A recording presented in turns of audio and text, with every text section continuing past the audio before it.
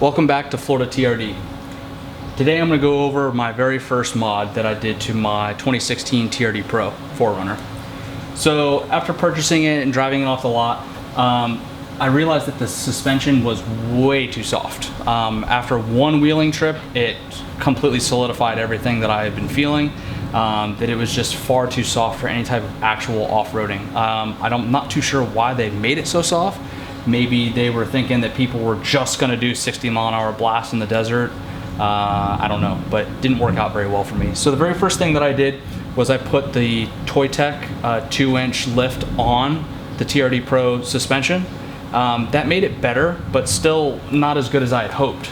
So then when I was on a trip to see family up north, it was very cold, and then I had experienced the TRD Pro clunk, which affected a lot of vehicles. Many people went to the dealership and did this and did that, and Toyota at the end of the day said that it was normal operation for the way the vehicle was equipped.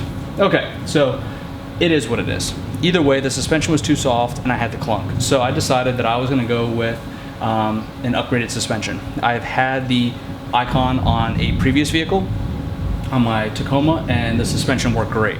Did everything I had asked and more, and I like that it is a digressive setup, that it's stiffer in the initial part of the movement and then becomes softer as it goes through the stroke. I like that because when I'm driving on the road, it gives me kind of like a sports car feel to the vehicle without being super plush initially.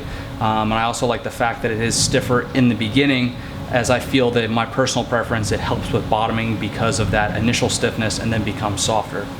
To each their own, but that's what I like.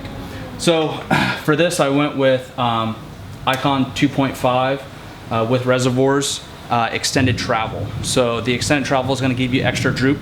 A lot of people think that it's all about the lift. It's all about how much it raises the vehicle. Well, that's not entirely the case, because yeah, you can lift it an extra 3 inches, but if it doesn't give you any additional droop, that's not going to help you get a tire down on the ground when you need it to. So when you do that type of modification, you have an option to leave the factory upper control arm. I chose not to keep the factory upper control arm and replace it with Total Chaos upper control arm. Did that for multiple reasons. A, it increases the amount of droop you get. So you're maximizing how much droop you get. Between these two, you're getting the maximum amount of droop you can get with the factory CB axle. It is completely maxed out. I do have it jacked up now. It's not at 100%, but I did jack it up enough so you guys can see what I'm talking about while I'm talking about it.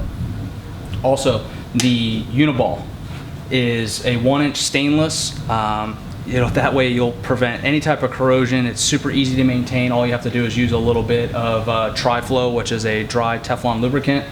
I fill it up and make a big puddle and then ramp it up and down my driveway to lubricate it, which I'll make a separate video on that in the future. Also the bushings, the poly bushings, super easy to maintain, much stronger than the factory bushings. So lots of benefits to going to the Total Chaos upper control arm. Oh, also, it allows you to get the front end back into factory spec as far as alignment's concerned. A lot of times when you do these lifts and whatnot, they don't allow you to get the vehicle back into factory spec alignment-wise because of the factory upper control arm. As far as install goes, I had zero issues installing this. Everything went together perfectly smooth, if I could speak. I do all my own work, so it's super easy to install. So if you guys are thinking about doing it yourself, as long as you have basic hand tools, it is super easy. You will have to bend a part of the body that's up here behind the reservoir to get the bolt from the upper shock tower out, because it does contact the body. There's multiple videos on this on the internet. If you guys like, I can make a video about it, as we'll be equipping other vehicles in the Florida TRD lineup with these upper control arms or others, so it'll be easy to make a video showing that. I did remove my front sway bar.